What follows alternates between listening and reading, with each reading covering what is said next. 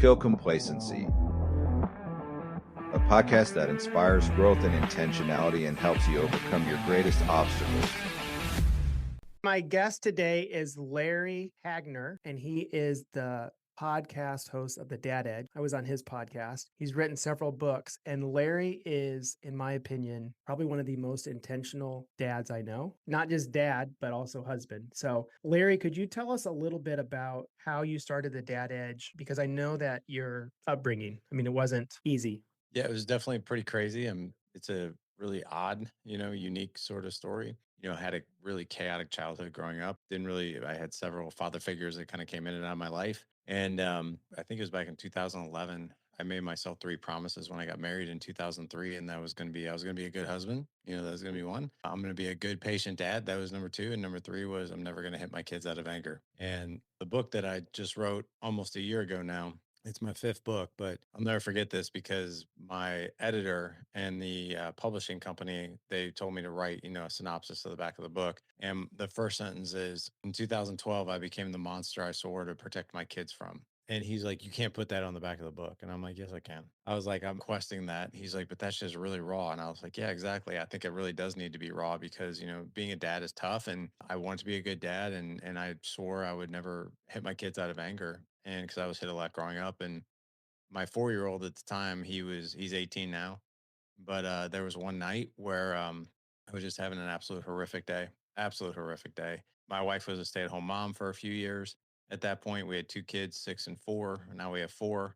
And I was in the medical device field, and I was running a territory as a sales rep, and I had lost my biggest customer that day.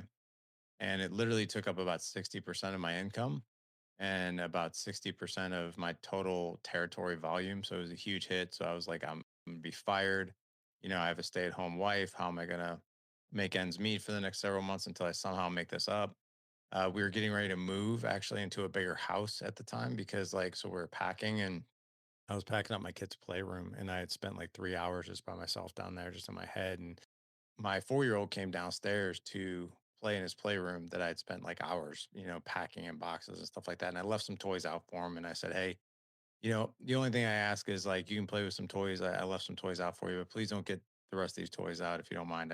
Dad just spent a lot of time picking them up. And I came back down about half hour later after taking a break. And, I look back at that now and I was like, that's the most ridiculous request of a 4-year-old ever. And so what did he do? He pulled out like tons of his toys, basically everything that I had done for 3 hours. He undid, and just in a moment of absolute rage and just despair, I spun him around, I swatted him on the butt, spanked him, and unfortunately, I spanked him so hard he actually hit the ground. And thank God he wasn't really hurt. The floor he fell on was carpeted and really soft.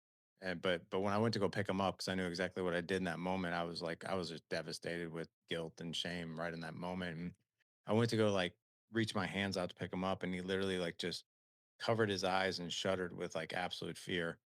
And it was in that moment I was like, okay, these three promises that I told myself I'd keep, be a good husband. Yeah, I've wrecked that one.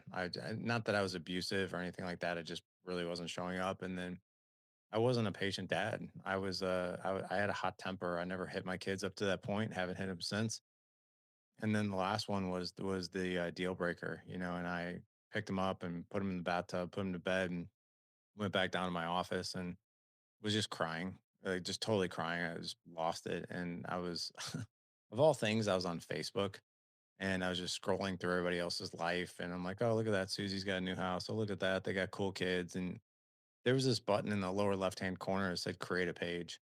And I don't know what it is that happened in that moment, but I hit the button. Social media back in 2011 isn't what it is now. I didn't know about followings. I never did it for a following, but I started asking myself just like really different questions in that moment. And I clicked that button, and this thing popped up, said, what do you want to name your page? And like, I didn't even think about it. The Good Dad Project literally just rolled off my heart and onto that keyboard. And I was the project. It wasn't like to help other dudes. I was the project. And I thought to myself, I was like, let me look at my life. Like, why am I bad at certain things? Why am I good at certain things? So like I got a degree in sports med with nutrition. So I was going to go on to be an athletic trainer for a professional team. That was my dream. All those jobs are super hard to come by. So I was in sales. But I was like, I really know it. I know everything about the body. I know everything about nutrition. I can tell you how to eat right, how to exercise, mobility, the whole 9 yards. Like, why is that? Because, well, I got a 4 year degree in that. And at the time, too, I was like really into martial arts. I was doing it for about, at that time, about 8 years. And I was like, I'm okay at that. Like, why is that? And I was like, well, I've got a mentor, I've got a coach. I've got an instructor, I've got a curriculum, I've got a community that I can practice these skills with. And what have I done with parenting and fatherhood? And the answer to that was absolute zero. And I started thinking to myself, could the same rules apply? Could you actually learn how to do this? Like, and I look back at that question now and it's such a silly question, but a good question because, like, of course, right? If you learn how to do anything, you can do something well. So that page just became me, just basically learning one new thing every day. That was my commitment to myself. I was like, I'm going to learn one new thing every day about being a dad, being a man, being a husband, communication, connection, patience. Patience was the big one back then. And I just started posting it there, never for a following. I was like, I just want my own record of stuff. And that page turned into a huge following. Like, over 100,000 people were following me. And I was like, why in the world are these people following me? Like, I'm such an idiot. Like, I am such a I was very authentic. And then I'll never forget, it was about a year went by and I got contacted from this huge church here in St. Louis. And it was a woman and she ran the biggest moms group in the entire St. Louis area. I had no idea that when she called, she's like, hey, we're looking for a speaker to come out and talk, in front of our moms group. And I was like, on what? And she's like, on how to be a good dad. And I just laughed. I was like, you got the wrong guy. I was like, I'm terrible at this. Like, and she's like, no, that's actually what we like about you. Like, there's a lot of friends of mine that follow you and we want you to come speak about kind of like what you've been posting and learning. And I was like, well, I guess I can do that. I was like, how many women are a part of this group? And I was 20. It was like 400 women. And I was like, you got to be kidding me. Like, this is crazy. But I agreed to it and did it and spoke and just spoke from my heart. And they really liked it. And I was like, well, maybe there's more here. I don't know. And then a couple years later, I started the website. It was Good Dad Project at the time, and just was blogging, and I did that for a couple years, and I just kind of got burnt out on writing. And then things really started to pick up when I started podcasting 11 years ago. And I was like, I just want to have better conversations with people. And again, I didn't do it for a following. I just did it because I was like, I just want to learn. I just want to talk to people smarter than me. And I wrote down 10 good ideas for podcast episodes. And then after that, I was like on God's good humor after that. But that was 1,505 episodes and still going strong. But yeah, still learning.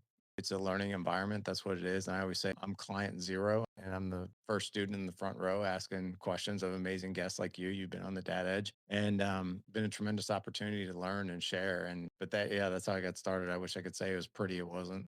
That's cool, Larry. And it's, it always starts with we have to do work on ourselves first. Otherwise, we can't have that impact. And your authenticity is probably what spoke the loudest. Because all of us men, maybe I'm making an assumption, but all of us men struggle with something. And a lot of times, if we talked about what we're leading up to your circumstances in that opening story, you were hitting on all the stress tests, right? Your finances, your moving, and your kid, and the toys in a box wasn't that big of a deal. It was sort of the straw that broke the camel's back. But that's where the true spirit of fatherhood or, the true colors come out. But you did something with it. And that's what's cool is you wanted to be real and authentic. And I would suspect, it's almost like you started journaling, right? That's what it sounded like. It was like you just wanted to get it out there. It wasn't, you had no expectations of it having such an impact on the world. Thank you, man. I appreciate that. I still remember actually my first blog I ever did. It was after I saw the movie, the Lego movie. I think that was like in 2013. It was Will Ferrell. And it's such like the ending, especially is such a dad movie, and then the first blog I ever did was on that movie and the meaning behind it. But yeah, it's going back a ways, going back like 13 years ago. Yeah, I think all those Lego movies kind of are talking to dads a little bit. Have you seen the trailer for the latest Toy Story? Yeah, my 10-year-old and my wife just saw it yesterday. I was out dirt bike riding with my older boys yesterday. We spent the whole day doing that. My little guy's a little too young for that right now. Plus, he has no interest in doing it. So right now, but yeah, they saw it yesterday.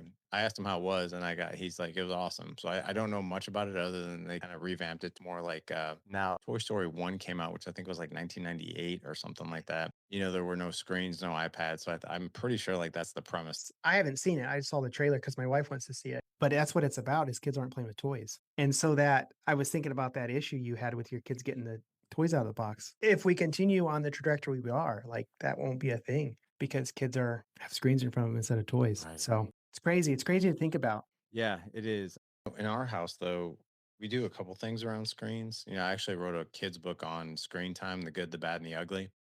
Where it's a kid could read it or a dad could read it to his kid. So like the advantages, the disadvantages, like the consumer versus the producer and all that good stuff. And that steals your imagination and that kind of thing. But in our house, like right now, my 10-year-old's working on a 1,000-piece puzzle right now. And my older kids, especially my 12-year-old, if he wants to get on a screen, we make him earn it. So you have to get outside. You have to go get dirty first. You have to go hit the punching bag first, get a 20-minute workout, something like that to earn that screen time. And then even the screen time that we give is pretty limited. He's starting football season here in like a week. So he wants to be in good shape for that though, too. Do you mind, Larry, if we talk about screens for a little bit? I think it's a real issue, a real threat to the family right now. I feel like, as parents, we have to be the examples of that first, right? That's what I struggle with. I can't tell my kids, hey, don't be on your screen. And then I'm sucked into it. And I have all kinds of reasons to justify my screen time. It's a poor example. I'm curious, do your kids get a cell phone at a certain age? So I have a 20-year-old, 18-year-old, 12-year-old, 10-year-old. My 10-year-old doesn't have one. Normally what we've done is 14.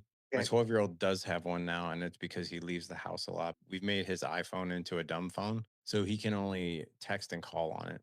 So he has no other access to anything else on it. So we made it into a dumb phone, and he can't even get on the internet. We put like an app on it right now that if he goes to Safari or something else, he actually cannot get on the internet. So he has no social media or anything like that. It's just typically a device that he communicate with friends and us. Have you noticed a change in your kids when they get that phone? How do you disciple them through that?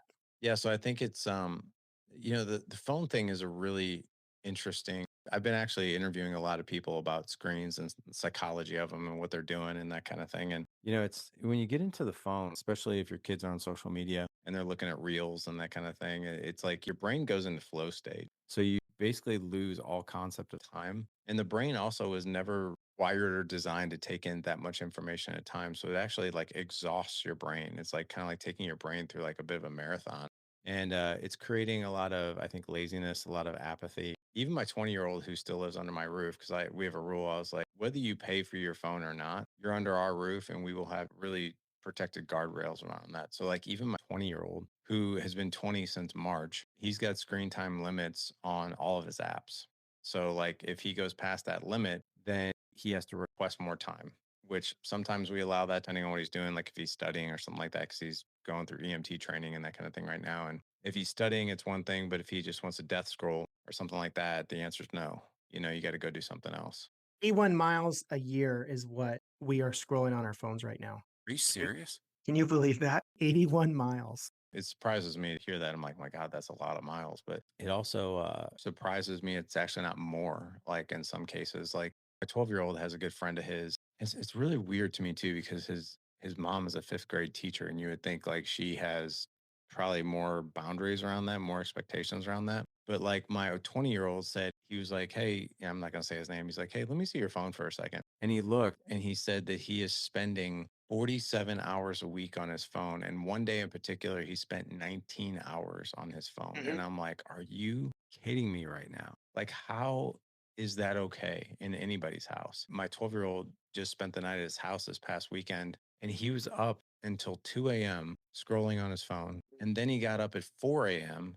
and started doing it again. He only slept 2 hours. And I'm like, you got to be kidding me. That's insane to me. There's a book I just listened to called The Anxious Generation, and he talks Yes, about yes. all of this. And it's interesting. Do you have all boys? All boys, 4 boys. Yeah. So I was thinking that guy in that book makes a really clear case on what social media does to girls.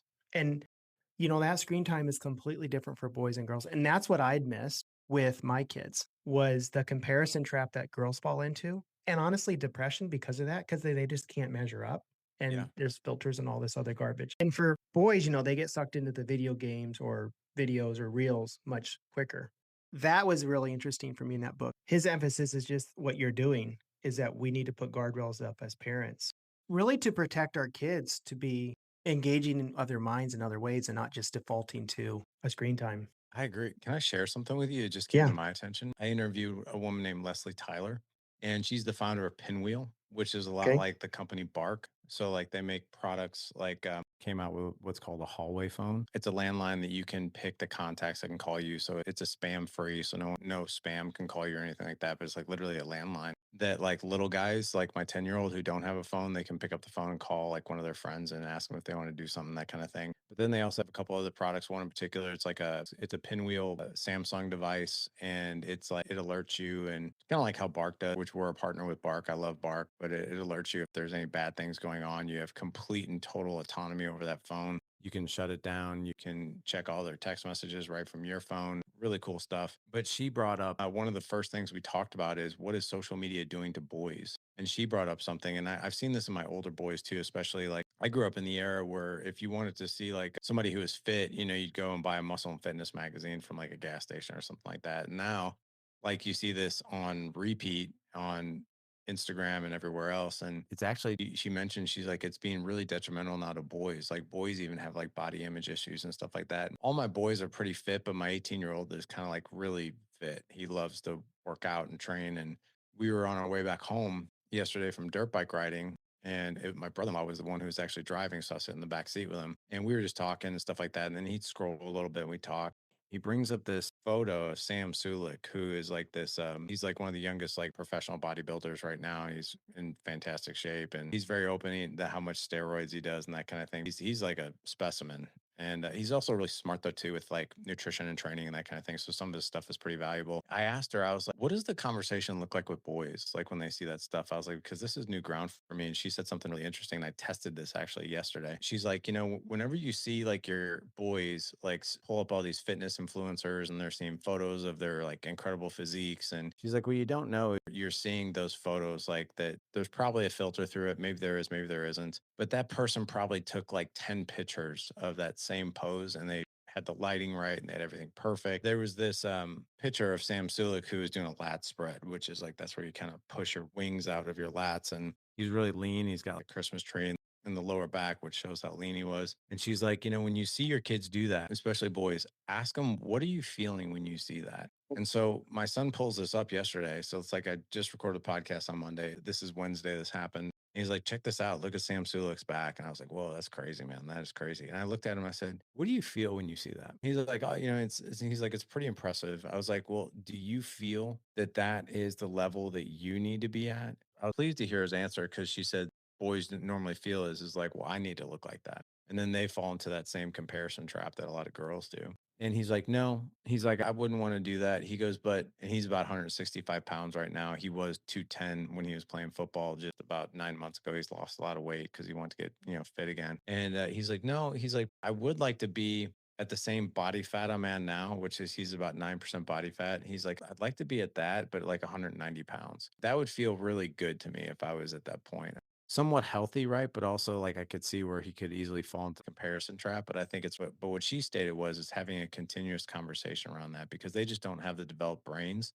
sort of compartmentalize like that's not the norm. And I don't have to look like that, right? It might be something I want to aspire to in some way, shape, or form to be in better shape. But as long as I'm not comparing myself of that's perfection and I'm not, that was really the conversation she guided me through on Monday. That's crazy because, I didn't realize it was affecting boys like that. Other thing I talk about in my book a little bit is how we can spend more time watching the reels than we do actually working out. Easy to get caught up in that. 100%. I'm just curious, do you ever have like something we do in our house for it is anyone with a phone checks in on Sunday and we just share our screen time. Do you have anything like that? Yeah, we do. We check in on everybody's screen time. Everybody's screen time is actually pretty low, except for my oldest son who's 20, and he's kind of in this liminal space right now. We all have screen time apps, like all of our apps have a time limit on them. We ran into a situation with him where he was spending a lot of time in his room. And I was like, why is he spending so much time in his room? And he's gained considerable amount of weight. I've just noticed he's let his health kind of, he's going to be a firefighter. That's what he wants to go into. And we've had several conversations, and it was a couple weeks ago. I'll never forget the day. It was May 31st because it was my 18-year-old's graduation. And we all went out to dinner, and it was me and our whole family, all of our boys, my 18-year-old's girlfriend and his family, or her family. And then my 20-year-old was sitting next to my in laws, and he was just on his phone the entire time we were in the restaurant. And I texted him because I didn't want to call him out publicly. You texted him while he was there? Oh yeah. And it got even worse. So like, and I've noticed this in him, and it's very triggering for me to see my kids waste their time on their phones. And he kind of pulled a sly one on us, and I'll get to that here in a second. But I texted him and I said, "Hey, can you please put your phone down and please interact with your grandma and grandpa who you don't see that often, and join the adult conversation?" and he put it down. He was sitting like across from me to the left. And I was just watching him in the periphery. And I was like, I wonder how long it's going to be before he picks it back up again. And it wasn't even 2 minutes. And then I counted how many times he picked up that phone in the next hour. It was 41 times. Wow. And I was just getting absolutely irate. And at one point, our waiter came over, who was around the same age as my son, and he looked at him and he's asking if anybody else wants anything, and my son wasn't responding to him. And he said this term, and I can't remember what it was. He's like, "Dude, you're teen scrolling right now." And I was like, "What's that?" He's like, "Oh, it's when you're a teenager can't stop scrolling." I was like, "Yeah, well, he's 20." And he looked at him. He's like, "Dude," he's like, "You're way too old to be doing that, man." And like he just kind of like busted his chops a little bit, pissed me off. And we got home. And I looked at him, and he was going downstairs to go to bed. And I wanted to talk to him, and I was very upset. I was not happy with him. And I normally don't talk to him this direct. We'd had several conversations around it. And he's like, "Hey," he's like, "I had a really good time at dinner." I was like, "Yeah, we did too." And I was like, "Hey, let me see your phone for a second." And because I knew there was something weird because he spends way more time on it than the hour time limit. So what I didn't realize is that there was a 1 hour time limit on each one of his apps. So like I looked at his phone and I looked at the average screen time per week, and it was 35 hours, like the past month of average. So I went to each app and I noticed he would spend an hour on Instagram, hour on YouTube, hour on Facebook, hour on TikTok, hour on Snapchat, all these things. And then so as soon as he ran out of time on one app, he would just move on to another. And I looked at him and I was like, "Dude," I was like, "you just graduated EMT school." I was like, "I know you got a lot of time on your hands. You're working a part-time job waiting tables and you're a volunteer firefighter," which I really admire all that stuff. At the same time, you are wasting 35 hours of your time a week. I was like, "Do you have any concept?" Like I said, he's gained a lot of weight lately. He wants to make more money, his job and stuff like that. I was like, "Do you have any idea that if you just took 1/3 of those hours and you divided it up into doing a different job like door dashing or going back to the gym," because he used to be a big gym guy. I was like, "What your life would look like differently." And he just gave me like all kinds of excuses. And I said, "Well, I'll tell you what, man." I was like, "Your phone is mine for the next 48 hours." And he's like, he looks at me, he goes, "I'm 20 years old." And he doesn't pay rent to live here or anything like that. And I was like, "Yeah, I know." And I said, "And you're acting like a 12-year-old." I was like, "Your 12-year-old brother doesn't even spend a tenth of a time that you are on his phone." I was like, "This is totally unacceptable for somebody your age." And he goes, "But I'm an adult. You should treat me like an adult." And I was like, "Okay." I was like, "All right." I was like, "You want to be an adult?" He's like, "Yeah." I was like, "No problem." I was like, "Tomorrow's June 1st. Your first rent payment to live here is due tomorrow. It's $500 to live here. That will include all your utilities too. But you also have to pay for all your groceries." I was like, "So if I'm doing my math right, all your expenses plus your rent, that's about $1,000 a month, which I think is a pretty good deal, to be honest with you." I was like, "But that's the price of being an adult. You want to be an adult and you want to be fully complete autonomy with your time, then that's being an adult." And he's like, "I can't afford that right now." And I was like, "Then you can't afford to be treated like an adult, period." I took his phone away from for 2 days, and he came up to me the next day. He's like, "Hey, I'm really sorry. Like, I shouldn't have been doing this." I was like, "Yeah. So what are you going to do to make it better?" And he's been a lot better with it now. He's back in the gym. He's getting healthy again. He's spending more time, making money at his part-time job. So he's gotten better with it. I wouldn't say it's ideal, but he's gotten better with it. But yeah, we've had some pretty tough combos about that. Appreciate your authenticity with that. I sent my son out, or not sent him out, but he moved out when he was 18, 19, and we'd had some pretty strict guidelines as parents growing up too with him. And he got really sucked into video games. And like that's all he did. And I think probably like you, we have pretty strong family culture in our home and some pretty intentional things we do. And he just started not showing up to him. And I'm kind of like you. I played tough dad, but it was really hard because he was out of the home. I couldn't just go unplug stuff, right? And but I did tell him like, "Hey, you've got to pay for your own phone. I'm not doing this." It was frightening. It was terrifying. It was sad as us as parents to watch him struggle through failing. I guess that's what it is. I think as parents, sometimes it's easy to isolate and not insulate, meaning we just say we have hard and fast rules. And he had to make his own standards for his screen time as he became independent from us. I can tell you he did come out of it and he's super intentional now. I think it scares him because he knows how easy it is. But I do think that as dads, we need to, I think this is the new battleground. Part of the new battleground is the screen thing, the screen addiction. And I think it can be a threat to marriage too. Like how many couples sit in bed at night scrolling on their phone rather than having a real conversation? Yeah, I just think that as intentional, I use that word, as intentional men, leaders, we have to be intentional about this as well. And I think we have to lead by example. It's not fair for me to say, hey, get off your phone if I can't control the vibration of my pocket either. I agree with you, man. Yeah, it definitely starts with us. I'm very cognizant of how much, like, yesterday, like we were gone all day, dirt biking, and we were like literally gone from like 8 o'clock in the morning to we didn't even get home until 5 o'clock at night. And I was without my phone. And on the way back, like I said, I wasn't driving next to my 18-year-old, and he was on his phone too. And I looked at him, I said, hey, I'm gonna get on my phone for about 15, 18 minutes. I was like, I'm gonna respond to some emails and then I'm gonna get off. And whether or not, he gets off, or I always want to share or try to share, this is what I'm going to do for this amount of time. And or, if one of my kids come up to me and I'm on my phone, I'll simply say something like, I'll either put it down and talk to them, but if I'm like right in the middle of something, I'll say, hey, I'm responding to an email to one of my clients. I just need 2 minutes and I'll put my phone down. Or I'll even say, hey, I'm responding to Papa who needs to know a few things about, tomorrow what we're packing for the dirt bike ride. And then I'll be done. We'll chat. I just need 30 seconds. But I always try to like put that in a container for them so they know that I'm giving them full attention. I struggle with being at home, but not available. If that makes Yeah. sense. But I don't want to sit there distracted on my phone and my family think I'm available. So sometimes I'll go to the bathroom and I'll Yeah. just check those emails or check those texts. I think that's so important, man. Talk to me more about your book. It's 10 years of Larry's information all concised into a $20 or $15 book. Why should we read it? And it's got a compass on it. So, in the compass shows like a lot of the things that it covers. So, like leadership, patience, raising sons, communication, optimizing health, memories, mindset, raising daughters, an extraordinary marriage. It's all encompassing everything that we've ever taught in those areas, but it's also divided up into 4 different sections. So, the first section is the drift. That's where a lot of people like want me to talk about, usually spend a little bit of time with that. The next section is husband, and where I go deep on several tactical things that you can do to connect better with your wife, to lead her more, to create more attraction, more polarity, feminine, masculine energy, why things that we as men do that we think work and they don't. And the next section is father. And then the final section is leadership.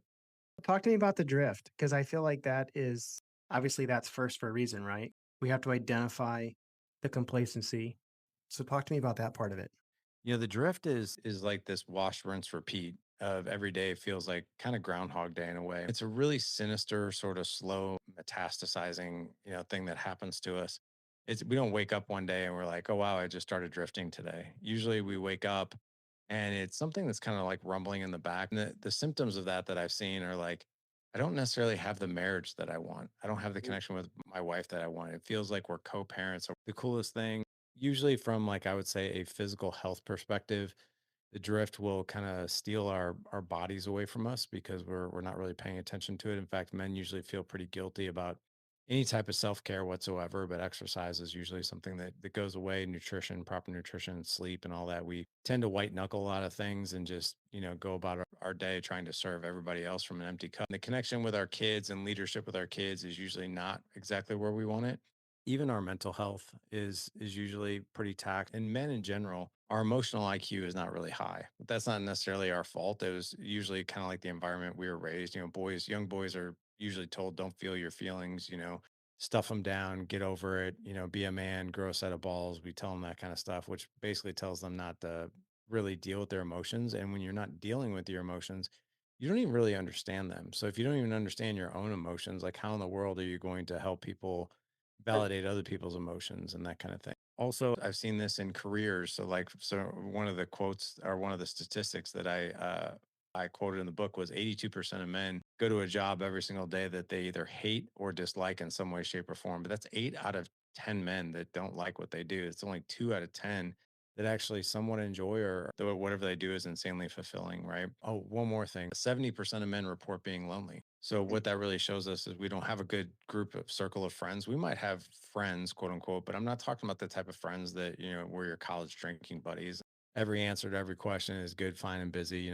How's the wife? Oh, she's good. How's work? Oh, it's busy. How are the kids? Oh, they're fine. But like, so men aren't really having deep conversations. And I think it's over 80% of men don't have a 3 a.m. friend. So if all hell breaks loose in the middle of the night, they actually don't know who they're going to call because we don't know. But physically, we're surrounded by people all day. But from a mental and emotional and connection standpoint, like men are pretty on their own. They spend the most of their time in two places, at work and at home, right? And if we're at work, we feel guilty for not spending more time with our family. And then when we're around our family, we feel like we need to be providing more and working more. So the drift is like this sinister thing. And then what society will tell us, what social media will tell us, and people around us is like, well, dude, that's life.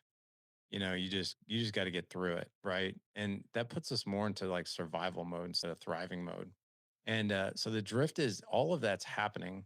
And in a man's mind, he's constantly asking himself the question, isn't there more? Like what I don't I feel like I'm leaving things on the table, but I don't know what those are. And perspective that we don't have the time, we don't have the resources.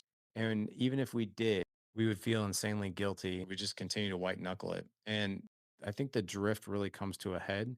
And I really wish more men would come to my table before this happens versus after. But usually the disrupt of the drift is some sort of crisis that has come about. So like It gets bad enough, so you deal it with gets it. bad enough, yeah. It's like the cost of change has now gotten to the point where they have to do something. Otherwise, everything that they know is going to disappear. And usually what I've seen, it happens with their wives.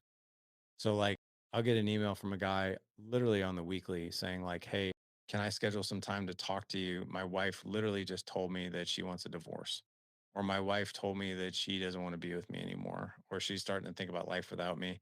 And I always tell men, I'm like, that's like I was there too. I really was. I was losing my marriage. And what I'll tell you is that that's like going 50,000 miles without getting your oil changed. We don't think to do that in our car. We don't think to do that with our teeth. We go to the dentist once or twice a year to get a cleaning, but we'll do that in our relationships. And it's always with this perspective like, well, it's not that bad yet. And then they wake up and now it is that bad. And now it's like the guy having a heart attack and now he wants to eat. Right. The scary thing though is let's just take that one example of your wife telling you that she wants a divorce or she wants out. Studies have consistently shown over time that before a woman actually says that out loud for the first time, she's been thinking about it for 2 years before she says it. So the warning signs are actually usually there, but we just tack them up as, well, this is normal. This is what marriage is supposed to be. But yeah, that's the drift. It's super sinister thing, man. Do you think we know we're in the drift or just kind of push it back because it's not bad enough? Are we consciously aware of it? I think we are. I think for the most part we are. But I think exactly what you just said, we simply tell ourselves, well, it's not that bad yet. Like I know something's missing. I know something's not right. I'll do that. Like I actually just posted a picture on my own social media of what I looked like, and I was with a group of guys on the beach when I was 30 years old, and I was really out of shape. And I didn't even realize I had no clue how out of shape I was. And now here I am. I'm 51, and I'm in, way better shape than I was back then. But it's all because of super intentional. It's not complicated. It's just super intentional choices, Showing up every day. showing up every day.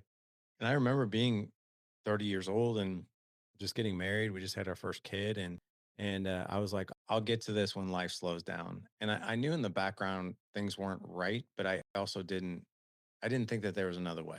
I agree, and I think drift's the threat, but the reason we continue to drift, I think, is comfort. Comfort's the enemy. You know what's really funny though, man, is the drift for some reason feels kind of comfortable, but it's Yeah, for insanely sure.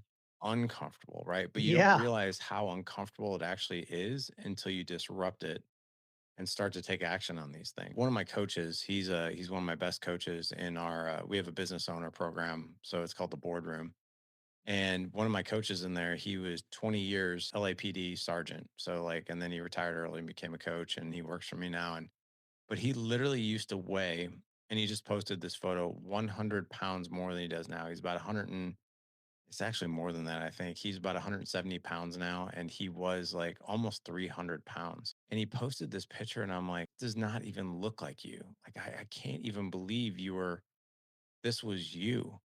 And he's like, yeah, he goes, shockingly, I got so used to feeling terrible that terrible was actually the norm. And I thought that it was okay. He's like, it wasn't until I started getting healthy that I realized actually how uncomfortable I really was.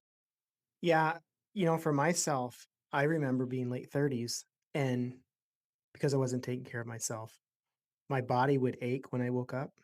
And I remember saying, and I hear this from my friends now. They say, "Oh, I'm just getting old." And I literally told somebody the other day, "Well, you should just go try going for a run and clean up your diet." And they're like, "Oh, that sounds terrible." Dude, you're literally complaining to me about how bad everything hurts. Yeah, So to your point, like, yeah, we don't want to do what seems hard, leads to so much more life it and so does. much more comfort. Jocko's statement is discipline equals freedom. And it's so profound, but it's true. Like, put the donut down. Put the donut down. Yeah, I love it. Yeah. I think too, though, marriage, or like, we don't want to be truthful, maybe. We don't want to tell our spouse what's really going on. And so we stay in that. But when we're honest and truthful, like to the wife that's been thinking about for 2 years, she could have had that conversation 2 years ago. And the last 2 years could have been memorable rather than miserable. I think that's another element of this is we need to be truthful with ourselves and those around us to get better. I agree. We say this in our community all the time, and I can't take credit for this. As one of my clients. His name is Yaden, and cool name. He's like this. He's just hardcore Irish guy. And Yaden always says this that shame dies in safe places, and it's so true. It's like when you tell the truth, right, or you share honesty, and it's a very scary thing. It's totally scary. Take a group of guys you want to share something with, like, I've been looking at porn lately, or I've been doing this or whatever, or like going to your wife and saying, like, hey, I definitely get the sense things aren't operating the way you and I probably really want them to operate. But as soon as you say that out loud, it takes the power away. It takes the darkness away. And now we can, like, face it for what it is. Or like going back to somebody like my friend Mark, who lost 120 pounds. He's like, the hardest day that I ever had, when it came to starting to lose weight was stepping on the scale and taking my before pictures. He's like, I literally could not even look at the photos. He's like, I refused to look at them until I had gone through this journey for about 6 months. He's like, but stepping on that scale at almost 300 pounds, he's like, I couldn't believe I actually got to this point. But he also said that when he stepped on the scale, he was like, okay, at least I know where I'm starting. At least I know this now, because he had avoided the scale for like 5 years. He had no idea how much he weighed. And he's like, but at least I know now and I can do something about it. And he said, as much as it was scary and kind of devastating, it set him free to go Yeah. ahead and take action. Well, I talk about that a lot in regards to any point you want to be intentional on. Like, just start measuring it. Screen time, look at it. Somehow measure how many dates you had with your wife or how many 10-minute conversations you had where you looked each other in the eye and talked. Measure those things. Get on the scale, measure it. Because once you start measuring, to your point, once you start measuring it, you're aware of it. Your brain will by default push you to get better. When we won't measure, when we ignore, that's when the drift, to your point, the drift happens. And we can't be good husbands. We can't be good fathers. We can't be good leaders. You have a statement, connection before correction. How did you come up with that? How does that apply to the husband, father, leader? I wish I could take credit for all these. Like when people ask, why'd you come up with it? I'm like, all these podcast guests, like I just steal all these gems from these podcast guests. I can't remember who said that. It was when he said that. If you've been podcasting long enough, you remember like these like standout quotes that like totally change your life, right? And to kind of like even build on, connection over correction is, and I can't remember what podcast guest said this too, but it was, without connection, I have no influence. Without connection, I have no influence, right? And that's when it comes to your wife or your kids. But let's just take kids for a second and correction. If I need to have a deep conversation with my son about his screen time, like I did, right? The ratio. So Gottman did an incredible study on this thing called the emotional bank account. John Gottman, he's like the pioneer of marriage, and he has been studying married couples for over 40 years. And he's got literally like the gold standard of data. And he said that a quote unquote survivable slash somewhat good relationship, you need 5 deposits for 1 withdrawal. So, like, Okay. basically 5 good interactions with somebody and then a bad interaction. But that's literally the ratio. That's survivable slash kind of good. Mm. Great is 10 to 1. And the most excellent, best relationships is 20 to 1. So, like, a lot of times when I think about, like, well, in order for me to take a withdrawal, right? And let's just say withdrawal is correction. It really isn't, but let's just kind of like put it through that Sure. lens for a second. Because when you have a tough conversation with a kid around correction, you have to have those 20 good deposits in there. So when you're speaking to them, there's been that connection, right? There's been that credibility because if you are not connecting with your kids at all, and you're not like being super intentional with creating like deep relationship with them and also creating environments of psychological safety where they're actually going to tell you things that are even tough, well then they're just it's going to go in one ear and out the other, and you can actually would see it when they glaze over. They glaze But over. yeah, but even in times where like so the example that I gave you where we came home from dinner and I like immediately just dove right in. Normally what I would do, and but I was so triggered in that moment, not that that's an excuse, but I was just like, I have to tackle this now. And if I don't, it's just going to eat away at me. But normally what I do on conversations like that is like, hey, let's go for a walk. And sometimes the walk will be Walks are non-threatening, so they're really yeah, nice. super psychological safe. You're walking side by Shoulder to side. You're shoulder. not nose to nose, toes to toes. It's great. But, like, even, like, during walks or hikes, or I'll take my kids to go shoot firearms, or we'll go on a hike, or we'll go for a workout or something like that. It's something that will get us connected in some sort of shared activity. And then after that connection is established, then, like, a fruitful conversation that could happen. Like, I learned this from another podcast guest, and I totally stole it. And, he's like, "Here's what I do when I wanna have a tough conversation with one of my kids." So he's like, I'll take him for a soda or something like that at Sonic. And we get in the car. And what we do is we talk about just, life in general. We have a good cut up conversation, on the way there. He's like, and then when we get to Sonic, he's like, I'll park there and we'll sip our sodas and I'll have a conversation with them around whatever tough thing I need to talk to them about. And then on the way home, it's light again. We don't talk about it at all. He's like, so it's like literally like this sandwich, right? Where it's like, the two pieces of bread are the connection before and after, and then the meat is really like the correction part. But I know what I used to do a lot, and I think a lot of dads fall into this is that we correct and we correct and we correct and we correct. And we never do the connection thing nearly as often as we can. And if you really think about those For sure. ratios of an excellent relationship, you really need to have way more connection points when you want to have a correction point. Yeah, we noticed a long time ago, and our kids still like to be read to, but there were days that the best thing we could do instead of disciplining or whatever our kids, just sitting down and read them a book, Yeah. and it would fix all the bad attitudes, you Yeah. know? And it's exactly that, the connection. You were talking, it made me think a lot about Esther in the Bible, because Esther had to have a hard conversation with her husband, and she didn't feed him one time, she fed him twice. And I always thought maybe she chickened out, but maybe she just really wanted to emphasize this connection Yeah. because we connect best over food. And and of course, when she told him, he believed her, and I mean, it changed everything. So I agree, man. Based on that, can I share one more quick story with you? sure. My 18-year-old, when he was 11, he was going through a pretty tough time. And he kind of went through like, I don't know, 6 month or a year or whatever it was, but it was a tough time. It was like adolescence time. And he was, kind of hanging out with the wrong crowd. And, we saw some behaviors that really were red flags. And I remember like always correcting, correcting, correcting, and nothing ever got better. And one of my next door neighbors, he's one of my good friends. He's also been a client forever. And I was telling him about this. He goes, I got an idea for you. I was like, what's that? He goes, take him out to breakfast before school twice a week. Mm. I was like, okay, yeah. And what do I talk to him about? He's like, nothing. He goes, play games with him. He's like, bring Uno, bring Sorry, bring a game that he likes to play or like Legos or something. And I'm like, what is that going to do? He's like, just do it. Just go do it. And I was like, that makes almost no sense to me. But we started doing it and we probably did it for like 8 weeks, like twice a week. I'd be like, hey, you want to go out to breakfast before school tomorrow? And we talked about nothing about what was going on, nothing.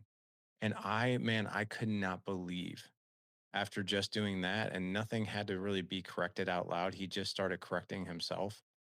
And I went back to my buddy. This was like, he's 18. This was 7 years ago. And I was like, he's like, how are things going with Mason? I was like, insanely better. He's like, you've been taking him out to breakfast First, I was like, yeah, I was like twice a week, just like you said. He goes, did you ever talk to him about correcting his behavior? I was like, not once. And I was like, what? Why is that? He's a little bit ahead of me in life. So he's been down that road. He's like, it's because he just needed connection from you, man. He's like, if you needed to have the conversation with him, if things weren't getting better, you had more meat on the bone in your relationship that you could have. He goes, but it pretty much corrected himself because you just relied on the connection part. And I was like, that is fascinating. And I didn't even know what the heck I was doing until after the fact. But I was like, wow, like, look at that. That's really cool. Yeah, another line I heard years ago was rules minus relationship equals rebellion. And as parents, we have to have, well, even with your spouse, like you can't just have a bunch of rules and no relationship or Right. they will rebel. And it's hard. I mean, you were telling your story about your breakfast, and it's hard because as men, we can be extremely practical, right?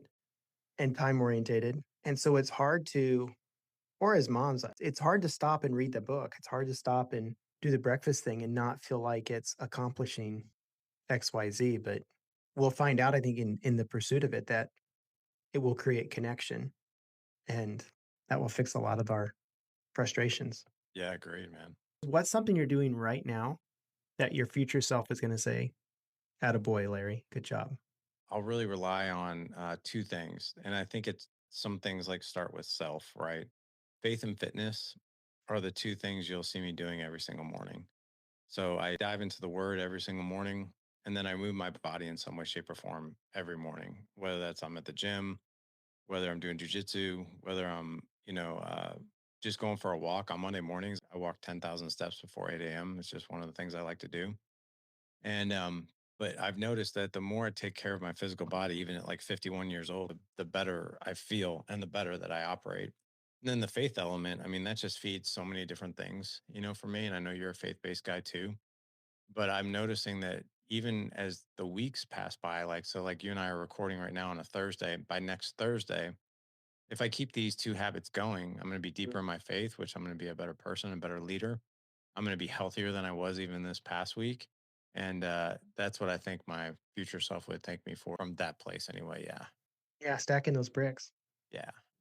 If you could go back, Larry, and talk to your 20-year-old self, what would you tell him? First of all, I would tell them about what the drift is and how to be on the lookout for it because I didn't know what it was, and I was in it for so long, and I've gone through waves of it too. Still, even doing this Sure. work, it's always being very cognizant of when the drift is. Now that you know what the drift is, you know how to interrupt it. That's one thing. Number two, don't go at your life with your wife or your kids alone. Don't do that because you need community. You need other men to keep you sharp. Iron sharpens iron only if you're close enough to strike. That's what we always say. I think I would also give myself a little bit of grace. Like, look, man, you're about ready to enter into a part of your life where you have no idea what to do. None. But if I could give you any advice, it would be what you can learn about marriage, fatherhood, and all these other things that you want to learn about. It's the same rules apply. As much as you know about fitness, as much as you know about medical device sales, all these things, martial arts, take that same perspective into these areas so you can learn and be better and constantly grow. What is a favorite book or quote that has helped you along your journey? One of my most favorite books, I have like top 5 books that I really like. One is Unbeatable Mind by Mark Devine. He's a former Navy SEAL. Wild at Heart by John Eldridge. He said, for a man to be fulfilled, he needs a battle to fight, an adventure to be had, and a beauty to rescue. I don't necessarily agree with the last one because I think it sounds a little codependent. So I say a beauty to love and a beauty to lead. But I'm really, really into G.S. Youngblood's work right now, which is the masculine in relationship. Okay. And he's so good about sharing very practical, effective skills in being masculine in the family and also in your marriage. But GS says this one quote all the time. He's like, you might not be the problem, but you're the solution. And when he came on the podcast, I'm lucky enough to call him a friend too. And he spoke at an event that we did about a month ago, 2 months ago. And he has always said that quote. And I was like, what does that mean? He's like, well, he goes, you might not be the problem, or you might be the problem, but either way, you're the solution. I was like, what does that mean? He's like, well, you need to lead yourself. And then in that way, you can lead others. And whether or not you lead others and they follow, that's on them. But you need to be the solution for you. And I'm like, wow, okay, that's powerful. That's good. My last question for you, if this was your final recording, final message to the public, what would you want that to be? What's the stamp? I'd have to lean on my faith for that. And that is go out and make disciples of all men. Mm, If you're a faith-based guy, be a river and not a pond.